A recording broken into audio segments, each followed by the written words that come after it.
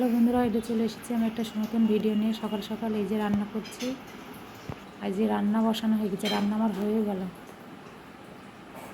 সমস্ত কাজ সেরে। আর ঝড় বৃষ্টি হয়েছিল কালকে যেসব পরিষ্কার টরিষ্কার করে নিয়ে তবে আমি রান্না বান্না করলাম।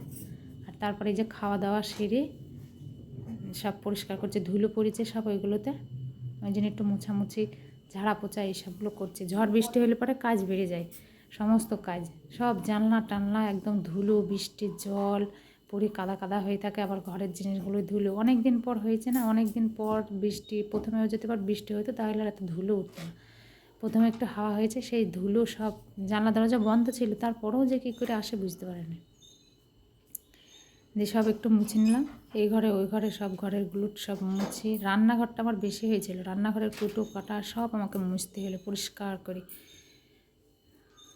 এই দিয়ে ভালো করে পরিষ্কার করে এই যে টেবিল এইখানটাতেও ধুলো দেখাচ্ছে। আর এইগুলোতে এমনিই ধুলো আসে আমার।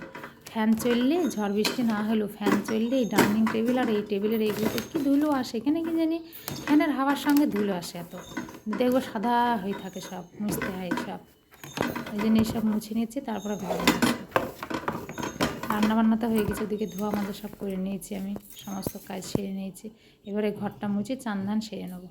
যে ঘর মুছতে লেগে গেছে আমি। আর বেলাও হয়ে গেছিলো আজকে, বৃষ্টি হলেও রোদ উঠেছিল প্রচণ্ড। এবার সব সারতে টাইম বেলা হয়ে গেছিলো, দিয়ে ঘরটা মুছে নিচ্ছে। আর সামনেটা বাবু ঝাড় দিয়েছিল, সামনে সব পাতা টাতা পড়েছিল সামনেটুকুনি, দিয়ে ও আবার একটু বারণ দিয়ে ঝাড় দিয়ে পরিষ্কার করে দিল। আর আমি এদিকে ঘরটার মুছে পরিষ্কার করে ঘরটার মুছে নিলাম। জানলা টানলাগুলো ধুয়ে দিয়েছে আগে, সব জানলাগুলো আগে ঝাড় দিই, তারপরে জল দিয়ে পরিষ্কার করে ধুয়ে দিয়েছে। আজকে ধোবো, আবার কালকে বৃষ্টি হবে, ফের নোংরা হবে। প্রত্যেক দিনের কাজই এই হচ্ছে, বৃষ্টির সময়ে, বর্ষার সময়ে প্রত্যেকটা দিন তোমার জানলা টানলা ধুলো কাদা নোংরা হয়ে থাকবে। প্রত্যেক দিন তোমাকে পরিষ্কার করতে হবে, ধুতে হবে। এমনিতে ঝাড় টাড় দিয়ে পরিষ্কার রাখি, কিন্তু বৃষ্টি হলে বেশি নোংরা কাজ বাড়ে। জানলা টানলাগুলো পরিষ্কার করে এই যে ঝেড়ে পুছে এবার ঘরটা মুছে নিচ্ছে।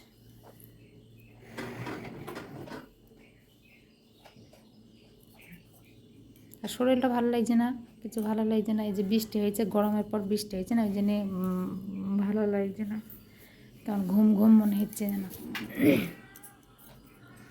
ফ্যানটা চালিয়ে দিলাম, ফ্যানটা চালিয়ে দিলে তাড়াতাড়ি শুকিয়ে যাবে। ওইদিকে যে ঘর দু সব মুছে পরিষ্কার করে তো চানও করা হয়ে গেছে আমার। আমি ঘর মুছে আর বসি না, ঘরটা মোছার পরে আমি চান করে নিই। চান করে তারপরে পুজো টুজো দিয়ে তারপরে বসি, যা করবো করবো।